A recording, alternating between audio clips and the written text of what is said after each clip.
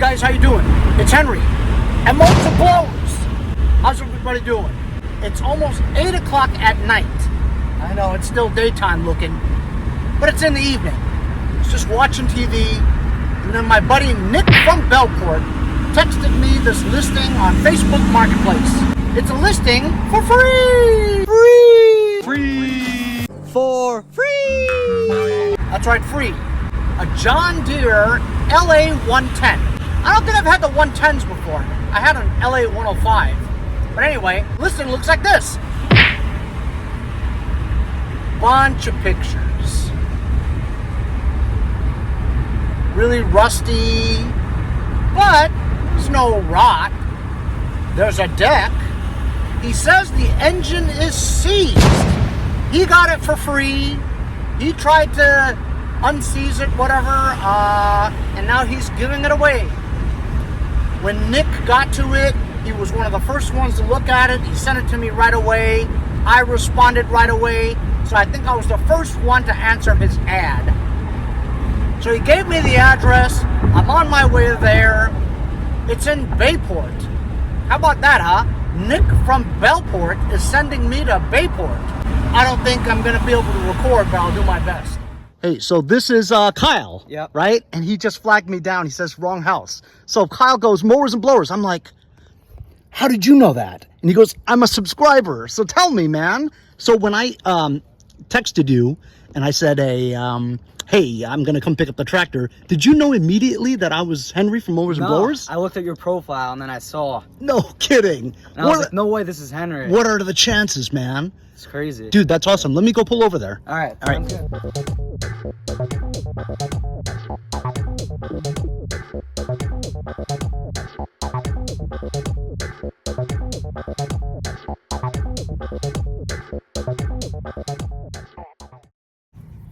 You know, I don't even know what the fuck I'm doing right now. You know what I'm saying? Because this thing doesn't fit in there. Oh, yeah. The hole's too small. That's what she said. That's what she said. Right here. Maybe. Perfect. Bro, you're a genius. That's awesome, bro. All right, here we go. Loading up Kyle's John Deere LA110. I had a LA105 once. This might be my first LA110. Whatever, man. If Never had a John Deere, but I think they're decent. These are the stamped ones. You know, the ones. When I mean by stamped, that means like Home Depot. And yeah, yeah, exactly. Yeah. Home Depot, Lowe's, that kind of thing.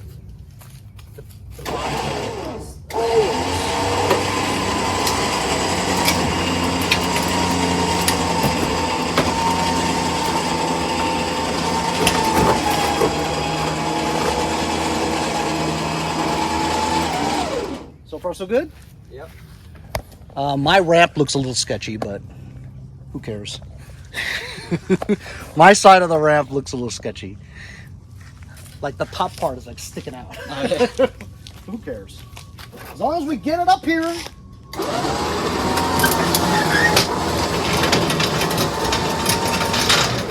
Alright, now it's crooked on there. So when I pull up in sketchy, you knew immediately. I knew it was you. I got so excited. I was like, there's no way. And it's like when you were calling me, you go, Henry. I'm like, I guess I could look on Facebook and see that my name's Henry. But then when you said Mowers and Blowers, I was like, why do you know that? That's all.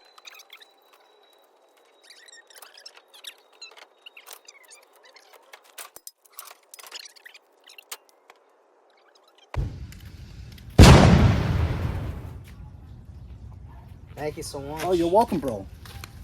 These are sick. This is great. So we got the LA110 put together and loaded up here. Thanks to Kyle. Kyle, appreciate it very much, brother. Thank you, Henry. Thanks a lot. So how about that, huh? The guy giving it away was a subscriber. I want to say that's not the first time. It's pretty cool, though. Nice to meet you, Kyle. It's almost 9 o'clock now. It's gonna take me about 40 minutes to get home. I'm gonna unload this in the morning. We'll see you guys tomorrow. Good morning. It's the next day. Let's get this tractor off the truck and try to unseize the engine.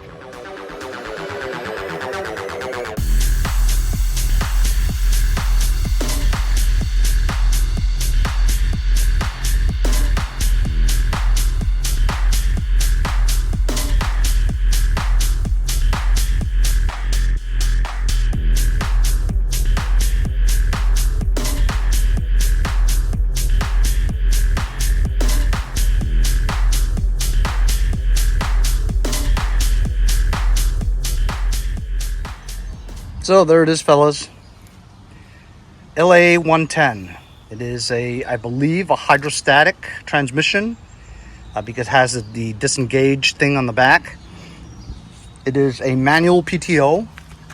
As you can see, regular double stack pulley on the bottom. Kevlar belts seem to be in good shape. The deck itself is not rotted. Some rusty spots, but not bad at all.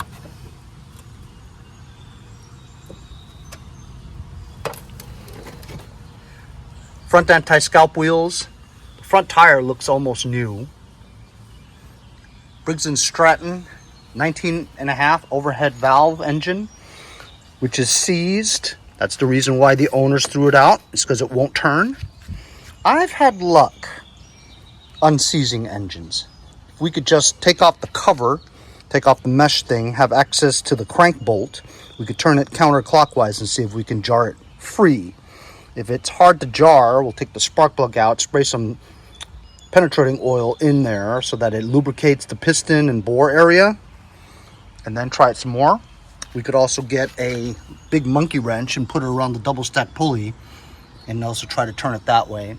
If not, I hope that this engine has the parts that I need to finish my other engine rebuild. I just need the more modern sump cover with the half moon circle that holds the single balancer. Does have a battery, which I'm going to try to rejuvenate and just test. There's no hour meter. There is a key. This is reverse. This is forward. Cup holder. This is a fuel pump engine, which means that the gas tank is in the back and it has gas in it. They said, he said that the owners had it sitting for quite a while, and that gas looks relatively clean and new. It's a little yellow, but it's not bad. So that's relatively new fuel. As you can see, this is the transmission disengagement lever, which it's disengaged right now, which is the reason why we can pull it. And look at that sticker, it's almost falling off. It's Tough Torques, I believe. Yep, Tough Torques. 40J. I don't think I've ever had this transmission before. It's always like a 56 or something.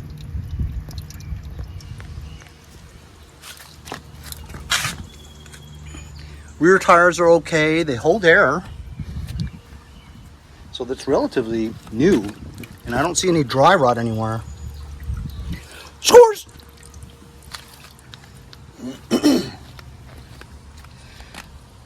Height adjustment for the deck. Most John Deeres of this generation do not hold up well to rust. It's always this area here where the feet platform is. They don't powder coat it first and then spray over it like they used to. Deck, like I said, is in pretty good shape. It's all here.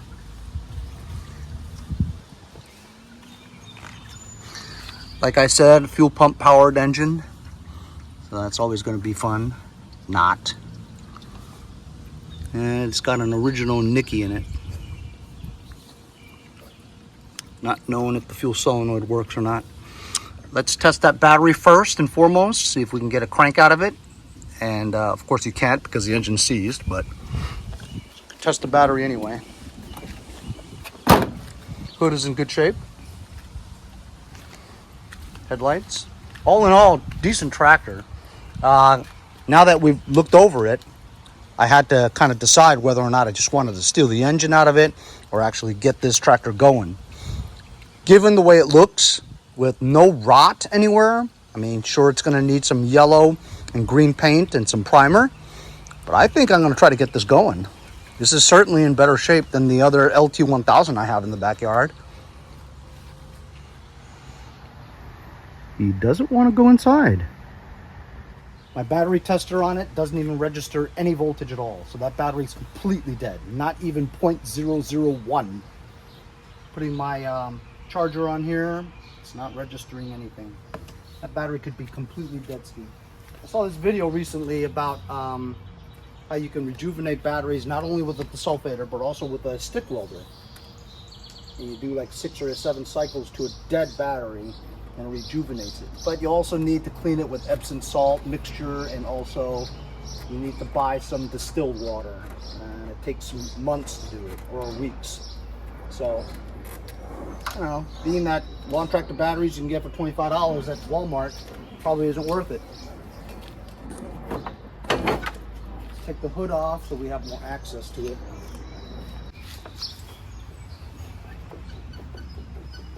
Yeah, so we're gonna take this cover off.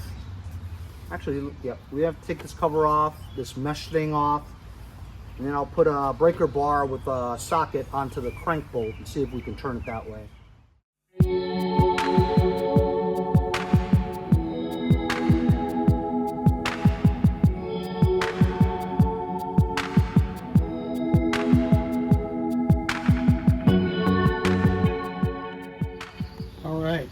Pain in the ass to get the 2 bolts on the back there because it's so close to this frame. I wish I had ratchet wrenches that worked. Anyway, 15/16 on here. I think it's really 13/16 that I need, but I can't find it. But 15/16 works. Got a breaker bar. Just gonna move it, and it's moving easily.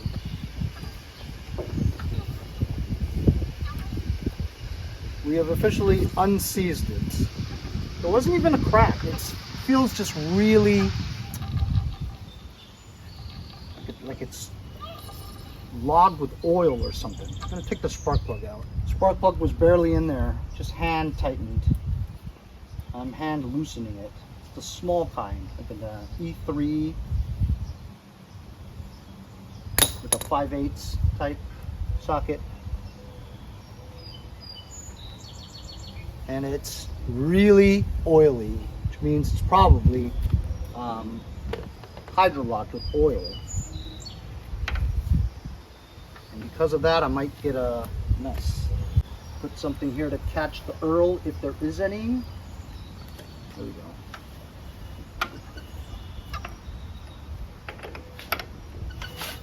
Uh-huh. I spun it fast and a lot of oil came out. There we go. Boom! Look at that. It's pretty good oil. Kind of strange that it seized up like that. It seems like there's decent oil.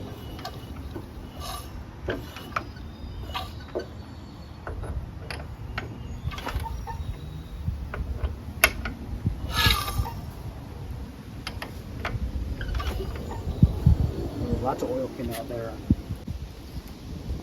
It's hydromatic. Ultramatic.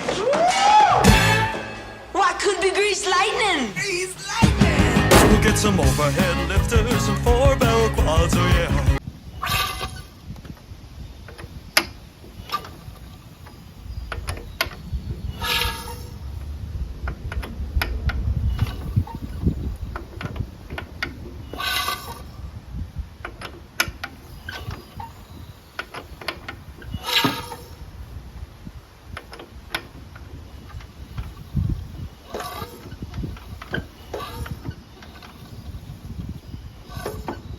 Still pretty hard to turn though, like a lot of resistance. Well, we know that it's not blown. You know why? Because if oil comes out, it means that the piston is pushing the oil out. So the piston is connected to the connecting rod. It's just pretty hard to turn. Like, don't think a a starter would be able to turn this.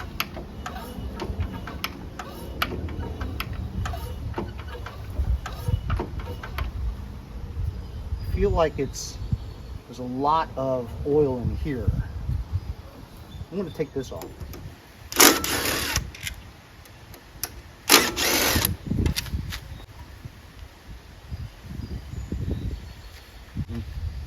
This vent. Got some stuff coming out of this vent. Right here. That. I don't know. I still think something's wrong with the inside because it's very hard to turn still. And even putting voltage to the battery and the starter directly, I don't think it's going to be able to turn that flywheel. So there's something amiss on the engine, even though it's unseized now. There's just still something wrong with it. It's not spinning easily. I think it has to do with the synchro balancer. Putting a jumper pack to it. There's something wrong with the starter. Channel locks. See if we can unseize the starter.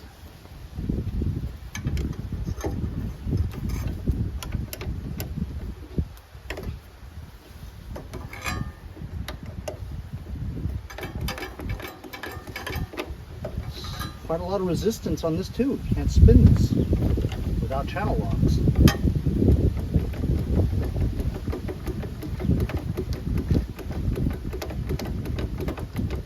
Strange.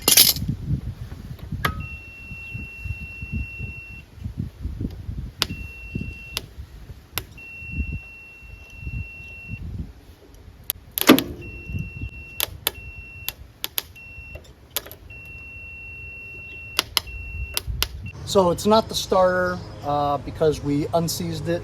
Now the starter does move, but once it does move, it goes up and it touches the flywheel. And because this flywheel has so much resistance, you can barely turn it with your hands. So there's something going on internally that's scraping and rubbing. Something's not right inside.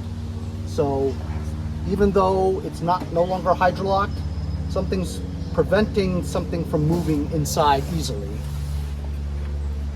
Still very hard to turn. So I think we have some kind of damage inside the engine anyway. So gonna have to take the engine off, flip it upside down, check out the innards, and see what's up with this engine. Right now I gotta go pinch a loaf. I feel like $1,000,000. So something's definitely not right here. I'm gonna close in on it. Let's see. Look at the play. See, there's some play there. Shouldn't be any play, which means I think the crankshaft is really scored badly. Anyway, I'm gonna remove the flywheel because I think I'm gonna have to take apart the engine anyway, but it's easier to take off the flywheel now than if this is not mounted on the tractor. You don't have as much leverage. So I also want to check the flywheel key too, because that could be the contributor to it.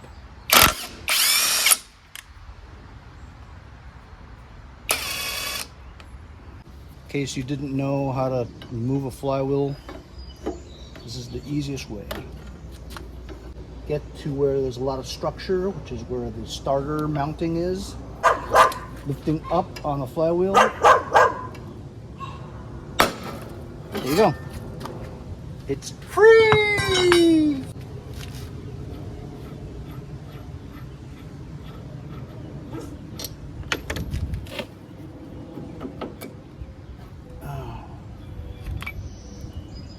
Flywheel key is fine. You can see it. It's fine. It's not sheared. It's not the flywheel. Since we're gonna remove the engine, I'm gonna drain the oil. Let's just check and see. Look, there's plenty of oil in here. Good oil too. Doesn't make any sense. Let's try to drain the oil without making too much of a mess. Fortunately, this has one of those reservoirs.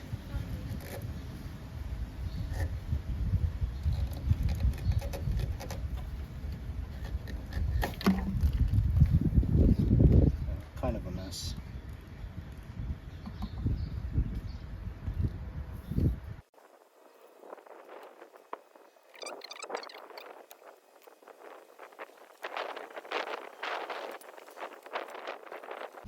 disconnect the wiring harness.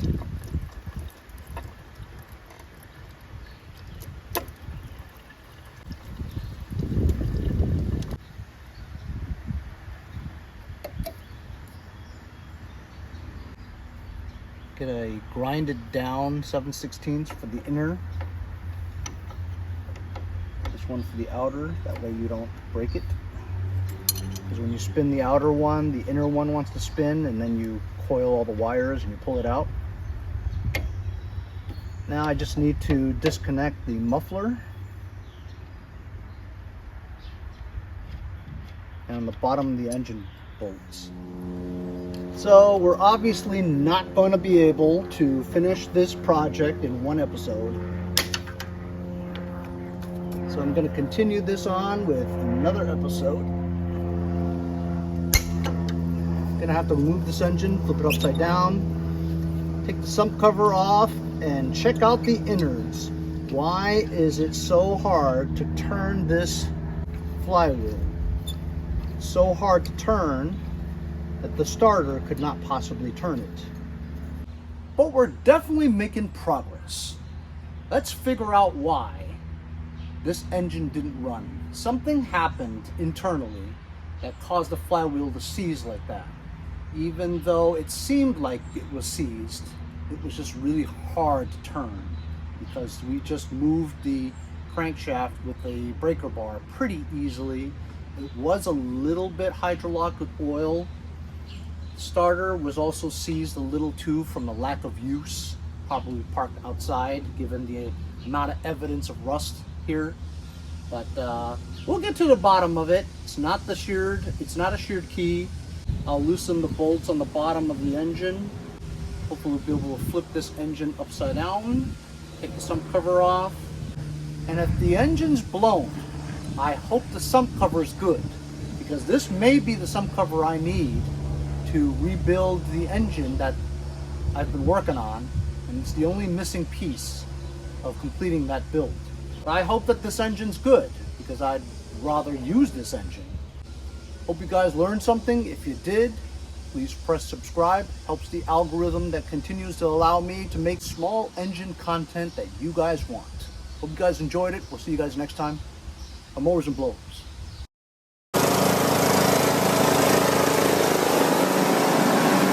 See you guys next time on Mowers and Blowers.